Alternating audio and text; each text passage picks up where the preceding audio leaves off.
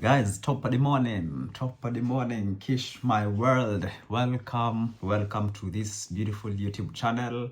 Family, friends, everybody, welcome.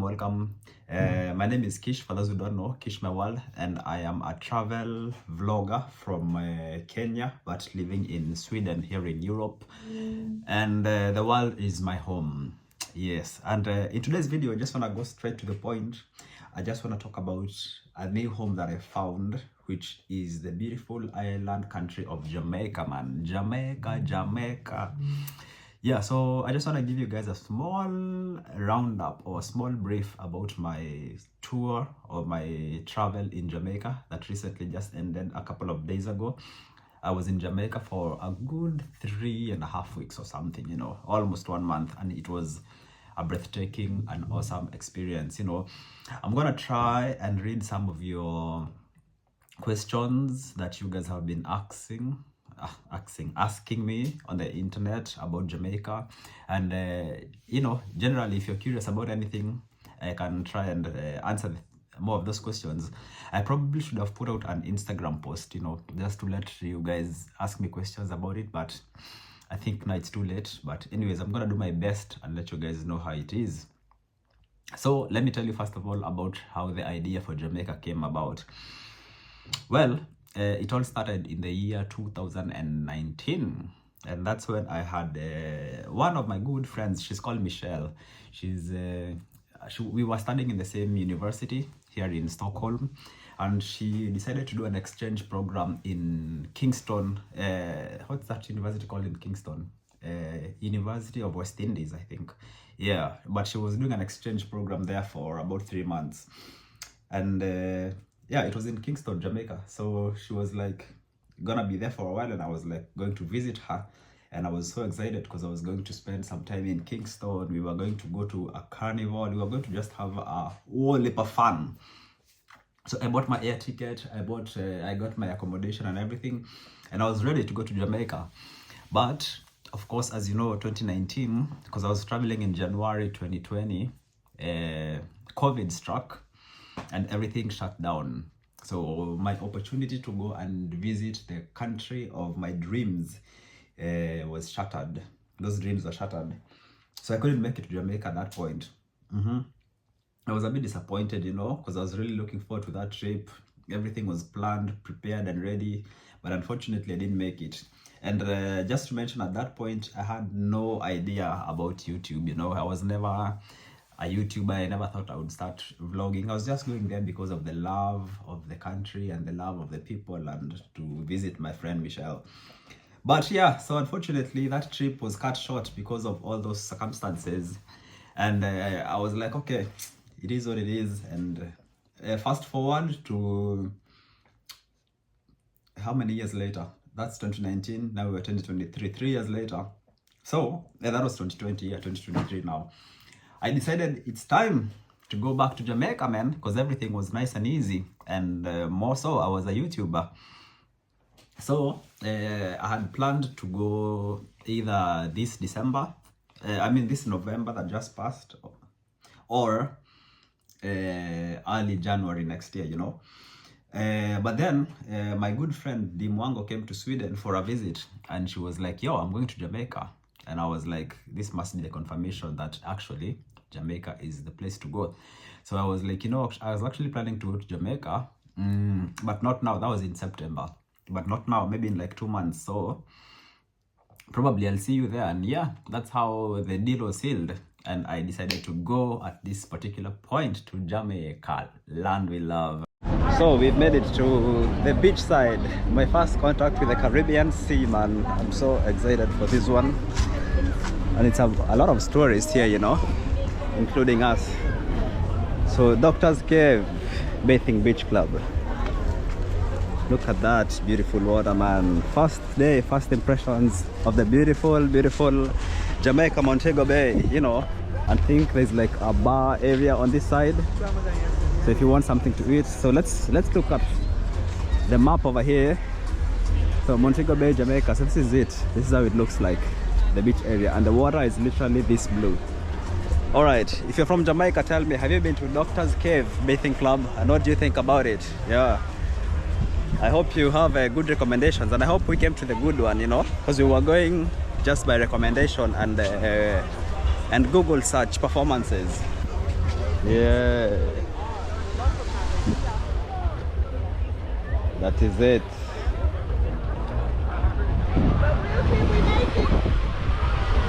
What time, bro? 1:30? The first contact with the Caribbean waters.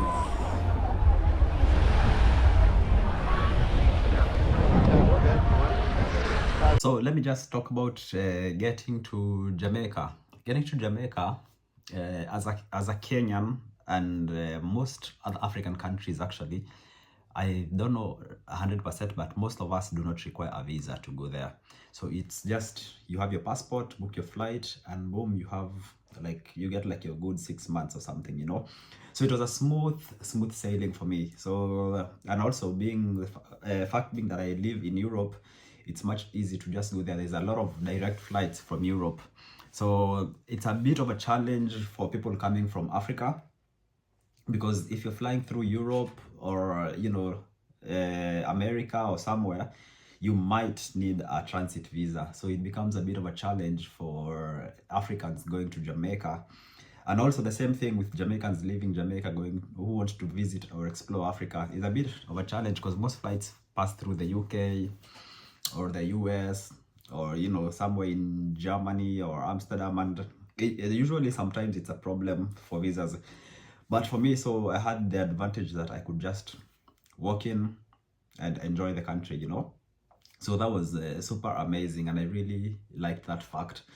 And once I got into the airport, man, it was smooth sailing. You know, the immigration there was nice. You just go to this, there's two options. You can go to these automatic counters where you just scan your passport and it knows you're from Kenya, or if you're from a visa-free country, and it just gives you a ticket, and that ticket you just show to the immigration officer and they let you in, you know. But in my case, somehow that my machine was not working, so I just went to the immigration officer and they just took my passport, asked me where I'm going and how long I'm gonna be staying for, and that's it. Then they just boom, stamped me in. Yeah, but you need to be careful actually when you come in, because you're allowed to stay for 6 months, but there's a time limit they give you, like maybe 3 months. So if you plan on staying longer than those 3 months, you have to go and tell the immigration that, hey, I was given 3 months, but I want to extend, so that they extend for you so that you can stay the full 6 months. But if you just decide to stay 6 months non-stop, it might be a problem when you're exiting. Yeah. Anyways, that went smoothly, and I arrived in the beautiful Montego Bay. Guys, it is super hot here in Montego Bay. I have arrived, and the time now is 18:41. So officially, guys, welcome to Jamaica, Montego Bay. Jamaicans call Africa Mama Land. So since I'm from the Mama Land, let's say that's my Mama Land. And yeah, man, Jamaica, from the moment I got into the airport, the immigration officers, the people working at duty free, it was just amazing. You know, the love, you could already feel the love. But let me tell you, the first thing you need to be aware of when you're in the airport, as soon as you get off Montego Bay Airport, there's a small booth that's written taxi stand. And then there's some people who are like, okay, this is the way to the taxi, the official airport taxis, blah, blah, blah. There's not official airport taxi, or not the official recommended government taxis. Because I was going to a place called Mobe Coach, which was like 10 minutes away. And guys charged me 3,000 Jamaican dollars. 10 minutes for 3,000 Jamaican dollars. And being a new tourist, you know, somebody who's just touched down, of course you are not aware. So for me, I asked them the price and they said 3,000. And I was like, okay, but I need to take out cash because I do not have any cash with me. So I was looking for an ATM. And thank God I didn't have cash, because otherwise I would have had to pay that money. So I went to look for an ATM, and those guys, they were really, you know, they were really hungry for me, you know. So the guy was following me. He's like, oh, come on, let me show you the ATM. And if you ever see somebody being so extra on you, like trying to help you, show you where it is, they will tell you what to do, blah, blah, blah. No, this person wants to bank on you. So of course, that was the first sign. You know, as an avid traveler, I have experience on people. I know how to handle. If somebody tells you 3,000 and they don't even care, then probably that's the right price. But if they're so vested in you, you know, and they just want to make sure everything is okay, nobody does that for nothing, you know. So I was like, okay, but then I was like, I went and I got the money, and then I was like, you know what, it's okay, let me just chill for a while, you know. I want to enjoy the breeze here. I just was trying to get away from him. Then I went to the side and I met another guy, just a local taxi guy, apart from those people who were there in the airport. And to my surprise, I asked him, so how much is it to go to Montego Bay, you know, like the place I was going? The guy told me 1,500. Already that's like 50% cheaper, you know. Yeah. And I was like, God damn it. So I looked, I was like, oh, this is like really a big difference, you know. But then I was like, you know what, I'm gonna give you 1,000. And the guy was like, okay, let's go. All right, guys, I've arrived in Montego Bay, Jamaica, land we love, out of many one people. You don't know, say. So I'm gonna grab a taxi with my friend here. What's your name, bro? Stanley. Yeah. So if you need a taxi and you're coming to Montego Bay, link up, Stanley here. Yeah, he'll give you the best prices, you know. Yeah, man. So we're going to downtown. Yeah, Mobe Catch. That's where I'm staying, and that's where, yeah. It's only 10 minutes from here, so at least I mean, you know, he's a local. You're born here? Yeah, man. Yeah, okay. Born and bred in Montego Bay. Yeah, nice. It's a bit dark, but I'll see when we get downtown. Yeah, man. All right, man. Like, seriously, it's shrunk so much, you can't imagine. And even that 1,000 apparently is still a lot, because later on when I got to learn about an app called InDrive, where you just download the app. Again, another tip, if you're going to Jamaica, download the app called InDrive. Once you're in the airport, it's like a negotiation platform where you just go and you tell somebody, I want to go from this point to this point. Then the app gives you a recommended amount. Then you can put higher, and then the driver or the drivers see how much you're bidding. Then if they feel it's okay, one driver will say it's okay, I'm coming for you. Others they can also put their own offer and say, instead of like maybe 500, they can tell you, give me 800. And if you feel it's okay, then you accept. So you guys like agree. That app is so nice. I wish that it was everywhere in the world, you know. So basically, InDrive is a really awesome app. So you guys just discuss the price from wherever, and you put the first price out, and then all the drivers see. Then the one who feels that's okay, they take it up. And if they feel like, okay, maybe you could add me like 200, you guys just agree on the app, then they come and you pay them. So the InDrive app was actually 600 600, and the other guys was asking me for 3,000.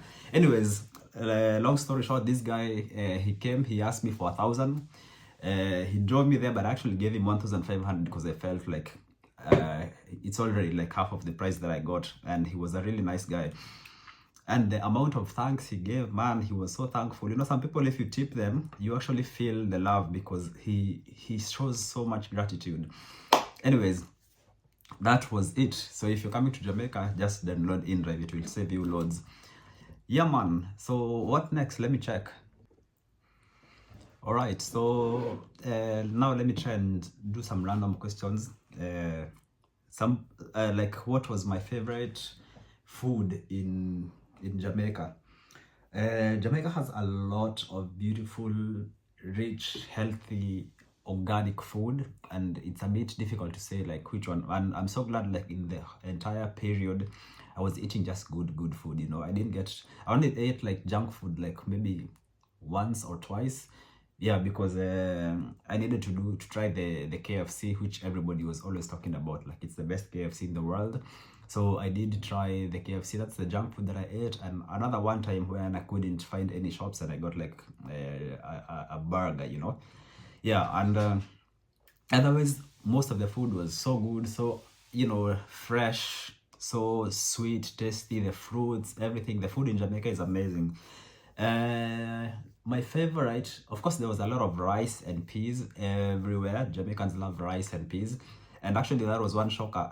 You have to, when you order rice and peas, you always get it with like a main meat sauce, like maybe fish or like pulled turkey, they call it, or like, you know, some pork or some beef, something. You always have something like jerk chicken, baked chicken, something.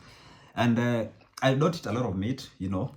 Yeah, so I remember one time I went and I asked the guy, I just want rice and peas and just like some gravy, and they looked at me so funny. They're like, what?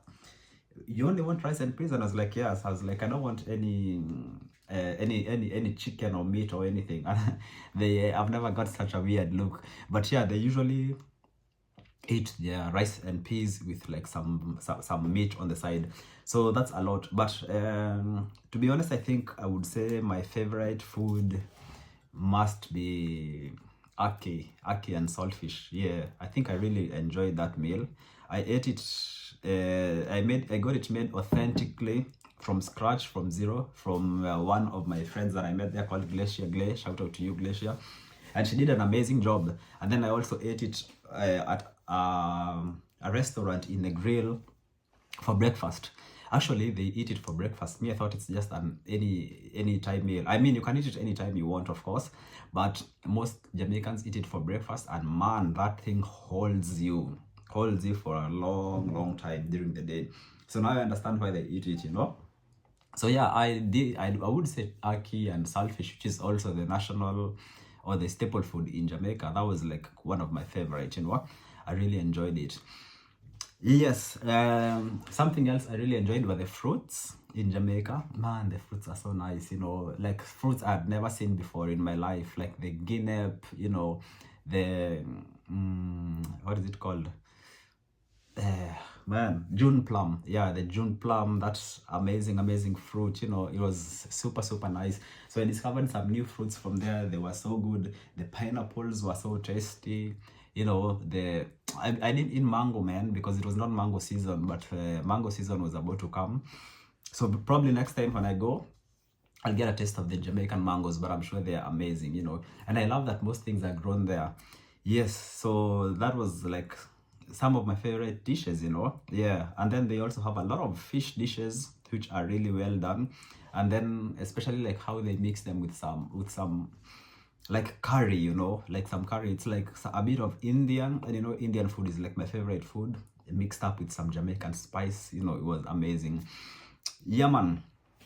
The next point is the people. The people in Jamaica are super friendly.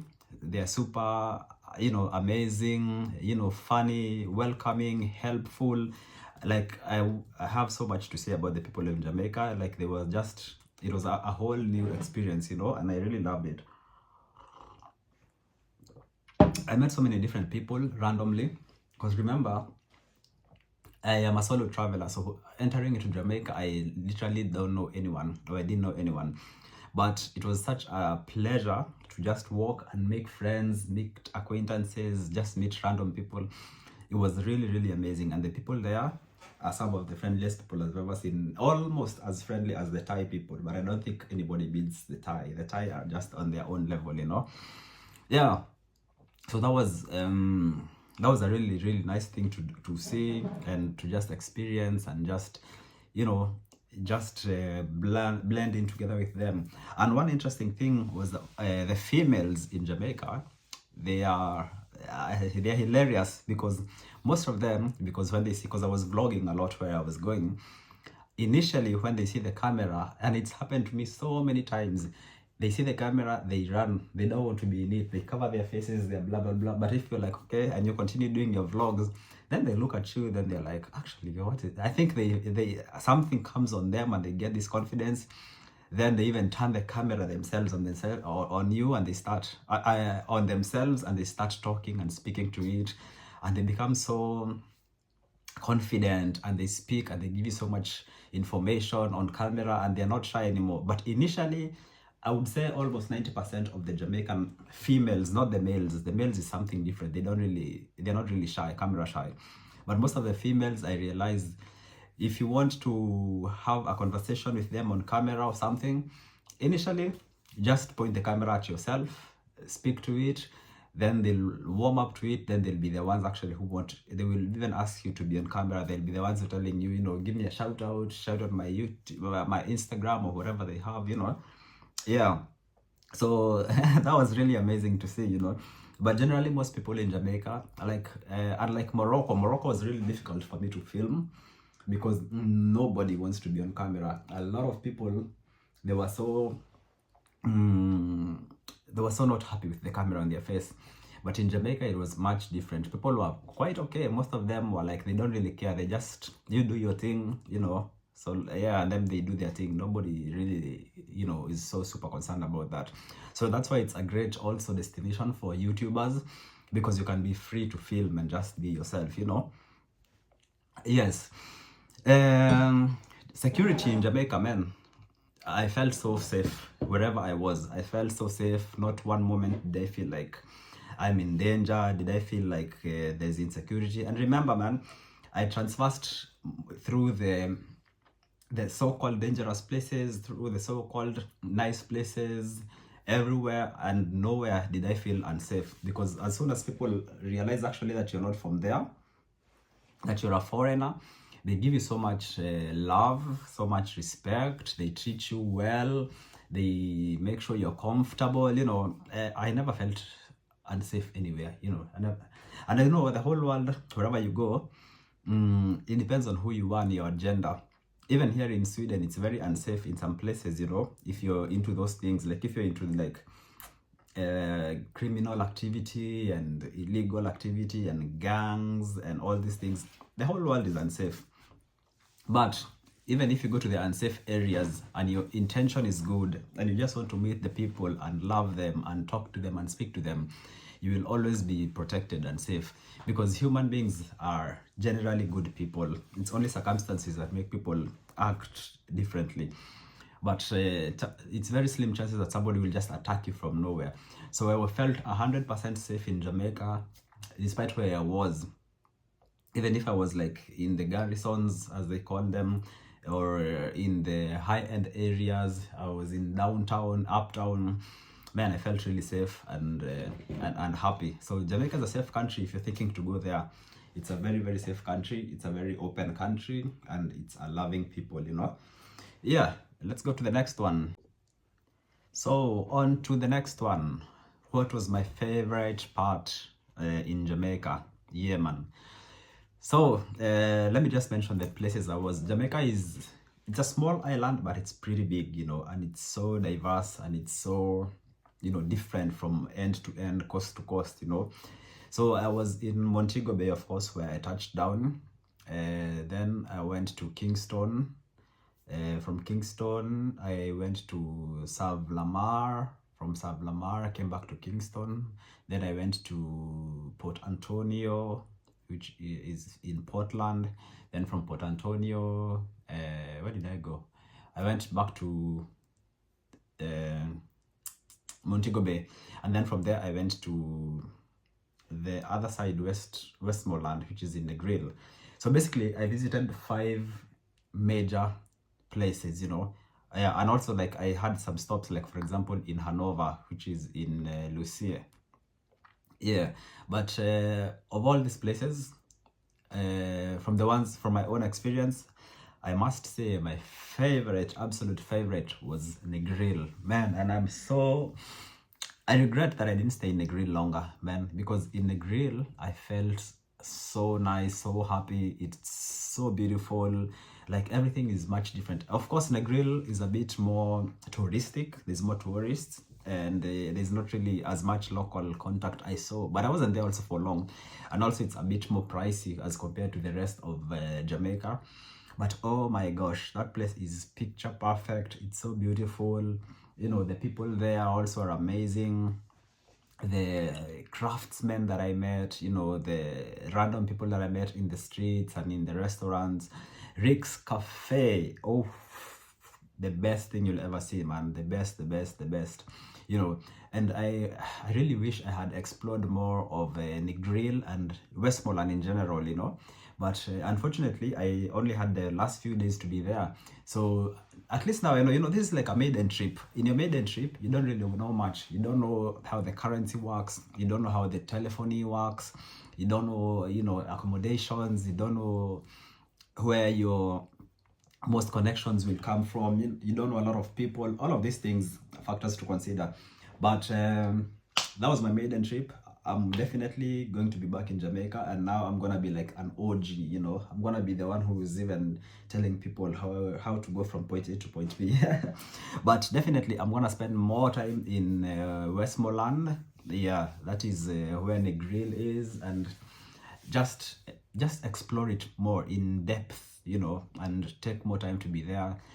I missed out on Ocho Rios, which is another place where it's pretty popular, so I need to check out that also. And I need to spend more time in Kingston also, because in Kingston my time was a bit cut off because I got the dengue fever, which knocked me out for like 5 days, you know. Yeah, that was pretty serious. So again, be careful when in Jamaica because of the mosquitoes.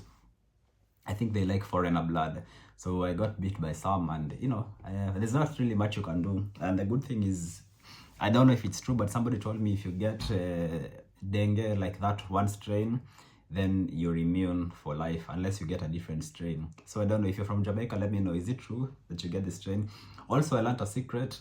Once you're out in the rain and you're cold, you're supposed to come back, remove your wet clothes, and spray your like your neck and your body with spirit, or like the Ray and Nephew. Actually, I brought a Ray and Nephew home with me, you know. Yeah, this is like a very powerful gin from Jamaica. It's called Ray and Nephew. I brought it for my friend. 63% alcohol. So if you rub some of this on yourself, according to what people told me, then it helps you to stay warm and get rid of infections. So don't get sick like I did in Jamaica. Be careful. Bug spray, everything. Do whatever it takes, yeah, to be safe from there. All right, let's see. What more? Yeah, the next thing is the cost of living. Is Jamaica cheap? Is Jamaica expensive? How is it there? Well, to begin with, Jamaicans use the dollar, the Jamaican dollar. And the one American dollar, one US dollar is about 150 Jamaican dollars. So, most people in most places will either charge you in US dollars, yeah, but sometimes they do use Jamaican dollars, but most of the time they use the US dollar, okay, and it's also accepted there. But for me, I never understand the US dollar because I've never used that currency in my life, and the Jamaican dollar is exactly the same as the Kenyan shilling, so it was much easier for me to go buy with a Jamaican dollar. But I have to say this, coming from Kenya, Jamaica is twice as expensive as Kenya is. Anything I would buy, literally anything I would get in Jamaica, the same thing I would get it for half the price in Kenya. Not to compare in that way, is just to show you that, you know, Jamaica is also a heavy touristic area. A lot of American people coming there who have like good incomes and good, they use the dollar, so of course things must be a bit more expensive. And also Jamaica is an island, so you can presume that they do a lot of importation of things there, so naturally it's meant to be a bit more expensive. But one thing is, just I will tell you, if you're traveling to Jamaica, don't expect it to be as cheap as you would think. Accommodation is not cheap at all. Food is not cheap. Groceries, everything is not cheap, you know. So just have that in mind. So when you're coming, you know, you are not shocked and you're prepared, because like money goes by real quick. Like a meal, if you want a real, like a decent meal, you know, like for example, like this breakfast that I had, it was like 1,450, you know, which is about $15 or something, or like $12. Yeah, so you know, just be aware that it's not as cheap as you would think, or as cheap as other countries. I've been to many different countries before, and Jamaica is probably the most expensive one I have been to, like outside of Europe. Europe is of course different, so we're not talking about it, but the rest of the world, like in the Asias, the Africas, even Mexico, when I was there, Mexico is super cheap actually, but Jamaica is definitely the most expensive I have been to. So just be aware of that. The Jamaican people, as I understand, earn about 15,000 a week. So the wages are also pretty good, I think, there. Yeah, so that's why the people are also able to just live somehow comfortably. You know, that's the minimum wage. So of course there's more than that. So that is it. So at least the earning is also quite okay compared to the spending for them, you know. Yeah, but just as a foreigner, it's good to know. No, don't expect it to be like super cheap, like, you know, in the rest of South America or North America. Also, I found that there's a lot of jobs in Jamaica. Like most places I was working, especially in the gas stores, in the supermarkets, in restaurants, in most of the places, I would just see signs like, you know, help needed, like we are looking for workers, we are hiring. All these announcements that were being tossed left, right, and center. So most Jamaicans do have employment, unless maybe they just don't want to work, you know. But I did find that it's a lot of jobs everywhere. Actually, it's like, for example, if you work in my country, Kenya, you'd almost never see signs like outside buildings saying we are employing, or like, you know, we need staff required, all these things. Never. It's very difficult. But in Jamaica, all the places I went, in almost all the parishes I visited, there was always a sign of them looking for staff. So that's a good thing. It shows that the unemployment rate is not low. It's not high, I mean, it's pretty low. Yeah, so that's good. So at least people can be able to make a decent living out of their daily lives. All right, as we wind up, let's see the next questions. Yes, the next one is the nightlife in Jamaica. I didn't really go out much, to be honest. I only went out like 2 or 3 times. Yeah, in the first one was in Montego Bay, and the second one in Kingston, and then I went out again in Montego Bay. So in Montego Bay, it was really amazing. I went there on a Thursday night and on a Saturday night, but I have to say Thursday night was amazing. It was like one of the best parties I have been to. And also Thursdays is free for everyone. So when I went to this place, it's next to Margaritaville. It's called, I think, 2727. It was an amazing party, you know. It starts nice and easy, chill vibes.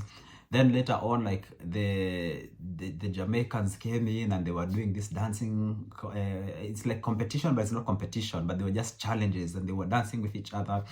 Yeah, you guys watch the Jamaican nightlife video. It's amazing. You'll see, like, it was such a nice vibe, you know, happening. It was amazing. Yeah, I really enjoyed that one, you know.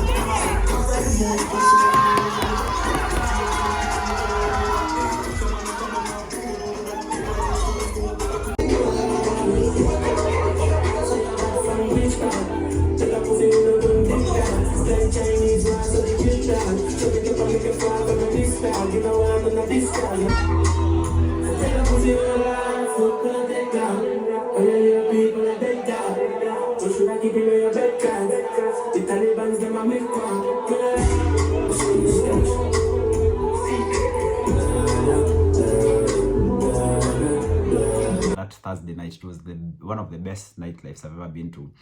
Then I went again out on a Saturday, and this time it was a total fail, you know, total disappointment for me. First of all, the place was too crowded. And let me mention, you have to pay entrance on a Saturday. So I paid 1,500 Jamaican dollars to get in. Then once I got in, it was too packed. It was a lot of people.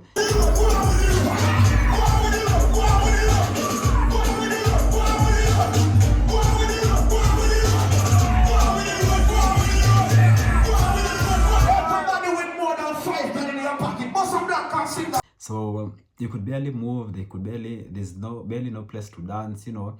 And then another thing, when I got inside the actual club, it was just tourists, especially Americans. It was like an American club.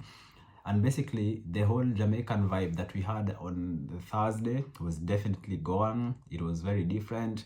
People were just sitting and, you know, just listening to music and singing along, you know. And even I think even the DJ was just playing American music, because there was a lot of R&B, a lot of, you know, American hip hop and stuff. So I felt like I was more in an American club than in a Jamaican club. So it was, honestly, it was not the best. So I would recommend, if you want to go out in Jamaica, in my opinion, this is what I think. Probably people have different opinions, but in my opinion, skip the weekend. Saturdays, Thursday, Friday, Saturday, skip it. Go on a weekday. That's the best parties. You'll find the locals, because it's more fun partying with the locals than with other tourists, you know, because then you don't learn anything. It's just like the normal. It's like you're in the States instead of being in Jamaica, you know. You don't see the local trends, the local dances. So I wouldn't recommend. But on the weekdays, oh, it's cheaper, it's less crowded, the locals are there. It's such an amazing vibe. Then I went out in Kingston, and I went to one of the most popular clubs there called Mecca, and there the entrance was $2,500 to get in. Yeah, man. And you get inside. It's basically, also it was really packed. There was also not really much space to, you know, dance and move around. And you, in that place, they had taken away most of the seating, so you only had, everybody had to stand. And then you go upstairs, there was like the VIP upstairs, and then you have to pay even more. Yeah, so I didn't really, it wasn't it for me. I didn't really enjoy it. So I think my whole, when I think about everything, the whole thing, it's better to go out on a weekday than on a weekend in Jamaica, because in the weekday it was much more fun and less people and more locals, and that's, I think that was the best thing. Yeah, so that was the nightlife. I wish I would gone out more, especially in the street parties. I was really looking forward to go to the street parties, but those street parties, you need to know somebody from there who will tell you where they are and when, and, you know, so that they can be with you. So I didn't get to know someone, you know, like the pasa parties, you know, the ones that we see, the ones where people are like dancing crazily in the street, and the ones where, like, you know, there's people riding motorcycles and girls being carried there and just dancing and everything. That was what I was looking forward to. But again, as I said, I was too much concentrating on my exploration and learning the country, that I didn't really do a lot of nightlife. But definitely check out some nightlife stuff when you're in Jamaica. My advice is, don't go on the weekend. It's much better on the weekdays. Yeah, and so finally, let me finish up this Jamaican video thing, you know. So Jamaica is definitely on my top countries that I love, and you know, my favorite countries. It's definitely up on top there, and it's a country I would see myself moving in and living. The weather is amazing. It's hot most of the time, and I just love hot weather, you know. Yeah, so the weather is amazing, the food, the people, the culture, everything. Like, I wouldn't say I found one negative thing about Jamaica, and I really enjoyed it. Also, I found that the Jamaican people are extremely, what's the word I'm looking for? Loyal, not loyal. Like when you're loyal to your country, you know, what's the word I'm looking for? Yeah, they really love their country. They absolutely love it. They love everything about it, which is an awesome, patriotic, that's the word. They're extremely patriotic. And yeah, so I really found that very powerful among Jamaicans. They love being Jamaican. They love their country. They love their nature. They love their, you know, their rivers and their sea and their mountains and their lagoons.